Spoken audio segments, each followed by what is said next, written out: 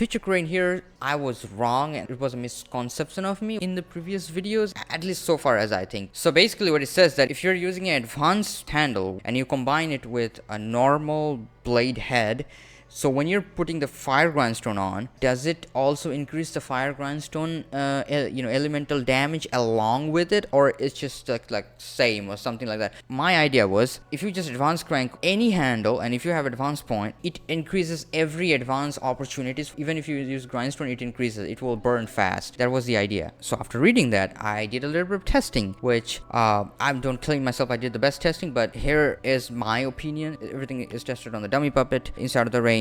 Also no amulet. The build I was running was motivity 50, advance 50. Long story short, it goes like this. So I started with the pickaxe head with the swivel handle, which the combo we just talked about. So without cranking anything in a balanced crank, it does like 500 damage and it's a light attack, so like a one hit and a 500 damage average. Now if you motivity crank it with motivity 50, it does 544, and this with advance it goes averagely 526. So technically in a without grindstone situation, you should motivity crank it instead of advance crank it. So here's the funny part. So with advanced cranked situation, if you put fire grindstone, the damage of the light attack goes to like 640-ish with one hit. However, if you motivity crank it and put fire grindstone, it goes 649, which it just doesn't matter. Like, it's pretty similar whether if you advance crank it or motivity crank it. So I was like, okay, so how do you determine what to use? So it was like, okay, how many shot it would take to start the ignition, right? So for this pickaxe set with swivel handle, you need 4 charged heavy to start burning in all the cases, so it like all burns at the same time. However, for the range head with the electric baton handle, it is by default motivity C, advance B. Generally what I do is advance crank it and advance A, right? So for advance crank and for a balance crank,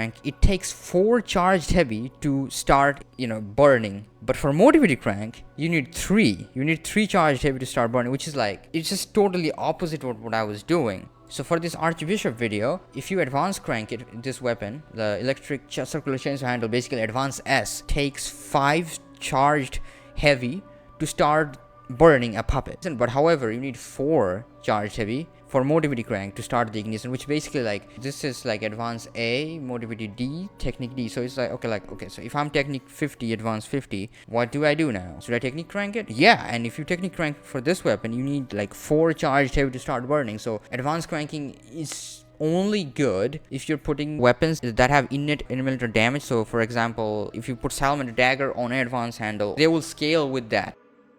So I was like, okay, there has to be some benefit, right? I used the Fable Art Damage, the Rush Smash for this particular weapon. If you put the grindstone in, even then, motivity cranked Rush Smash does average of 3.8k damage, whereas the advanced crank does 3.5k of damage. So the moral of the story is, if you're using an advanced handle with a normal non-elemental blade head, then you should just crank to either motivity or technique by the need.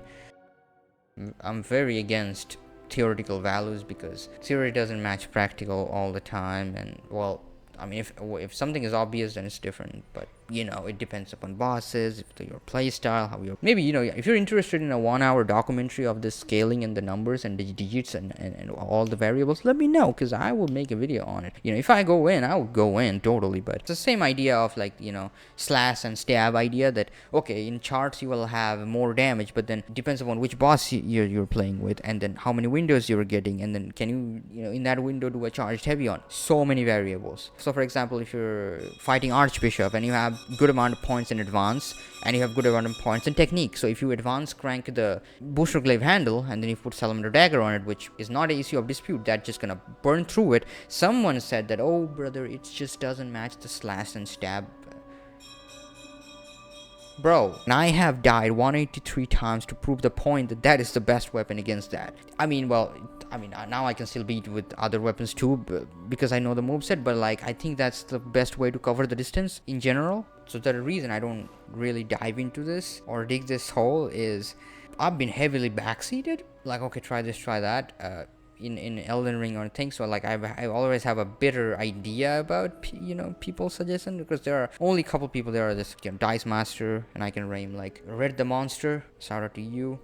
These are the 2 people who looks at my build and say what is good for me or what should I add.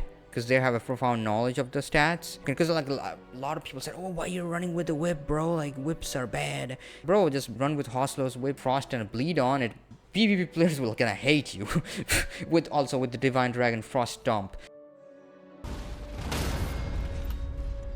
Come on!